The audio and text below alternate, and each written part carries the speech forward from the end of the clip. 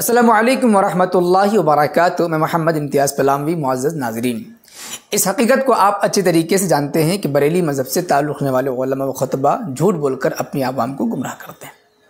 इस बात को भी जानते हैं कि बरेली मज़हब के बानी, बरेली मज़हब के मुजद्दिद, बरेली मज़हब के आला हज़रत ने अपने मानने वालों को अंधेरे कुएँ में डाल दिया है, जिसकी वजह से बरेली मज़हब के मानने वाले कुएं के मेंढक बने हुए हैं। कुएं की दुनिया को ही सबसे बड़ी दुनिया समझते हैं। वही इस तरीके से कि बरेली मज़हब के आला हज़रत ने उलमाए देवबंद के सिलसिले में यह फतवा दिया हुसामुल हरमैन में कि जो इनको काफिर न कहे बल्कि इनके कुफ्र में शक करे वो शख्स भी काफिर है।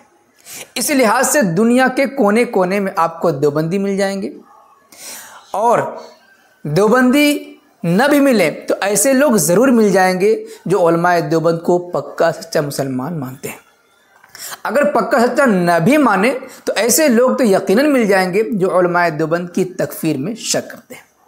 अब जाहिर सी बात है, बरेली मज़हब के आला हज़रत के फतवे के मुताबिक दुनिया के कोने कोने में बसने वाले मुसलमान शक करने की बिना पर काफिर हैं।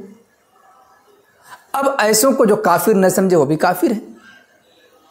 तो गोया के बरेली मज़हब के अलावा पूरी दुनिया में जितने भी मुसलमान हैं, उलमाए देवबंद को काफिर न कहने की वजह से वो सब काफिर हो गए।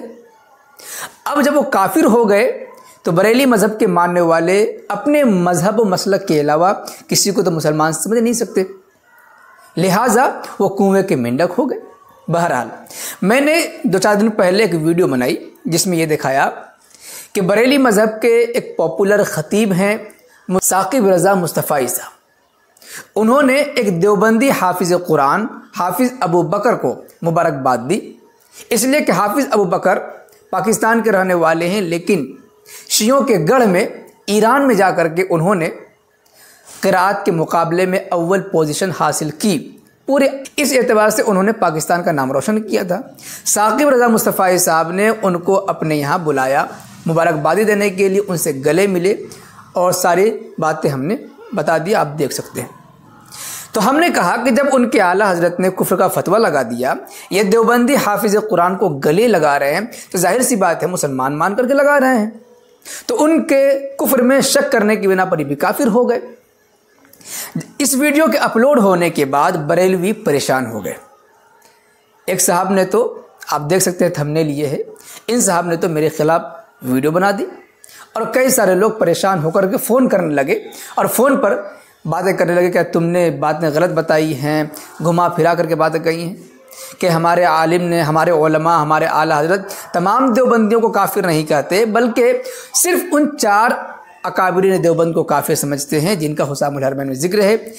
और इसके अलावा वो उलमा जो इनके अकायदे बातिला को पढ़ करके समझ करके फिर भी इनको काफिर न कहे, शक करे, उन पर कुफ्र का फतवा है। तमाम देवबंदी पर कुफ्र का फतवा नहीं है।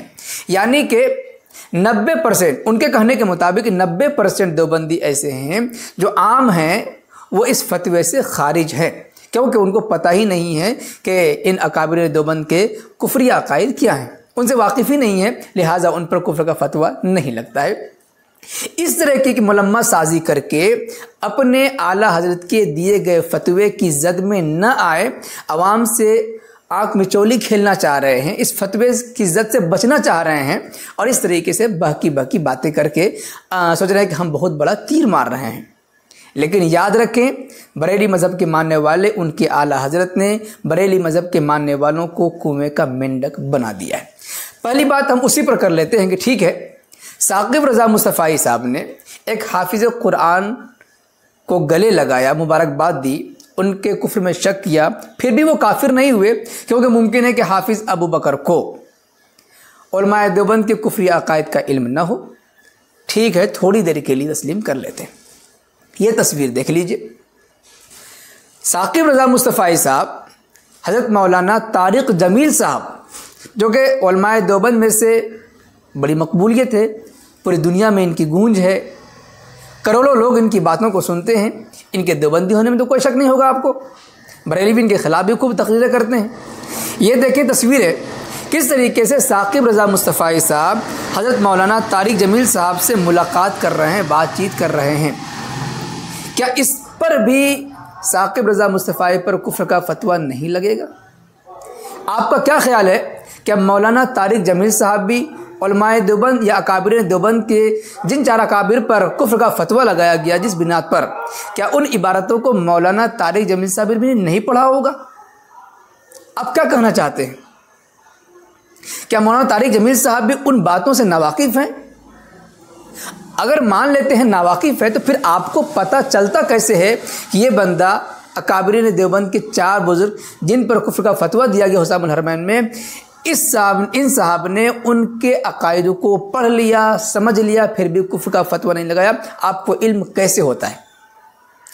और कम से कम चलो थोड़ी देर के लिए मान लेते हैं कि हाफिज़ अबू बकर से सलाम मुसाफ़ा गले मिलने की वजह से साकिब रज़ा मुस्तफ़ाई पर कुफ्र का फतवा नहीं लगे, तो हुसामुल हरमैन के उस फतवे के तहत मौलाना तारिक जमील साहब से मुलाकात करने की वजह से फतवा लगा या नहीं लगा? क्या अब भी इन पर कुफ्र का फतवा लगने में कोई शक है? क्योंकि ये तस्वीरें आपके सामने हैं, आप देख सकते हैं, इसे आप झुटला नहीं सकते हैं। मौलाना तारिक जमील साहब का ऑफिशियल यूट्यूब चैनल से ये तस्वीरें ली गई हैं, आप देख सकते हैं, बहुत सारी तस्वीरें हमने वहाँ से खींची हैं। अब वो अल्लामा फ़हामा बताएं जो यूट्यूब पर आकर के हमारे पिछले वीडियो के ख़िलाफ़ वीडियो बना रहे थे, जो हमारे क्या इन तस्वीरों के बाद भी कुफ्र का फतवा लगेगा या नहीं लगेगा? आप बताएं, दुनिया को बताएं कि आला हज़रत के फतवे की ज़द में बरेली मज़हब के मशहूर मारूफ ख़तीब आए कि नहीं आए? उनका फतवा यहाँ पर चस्पा होगा या नहीं होगा, या सिर्फ गरीब भोले भाले छोटे आवाम पर ही उनका फतवा चलेगा?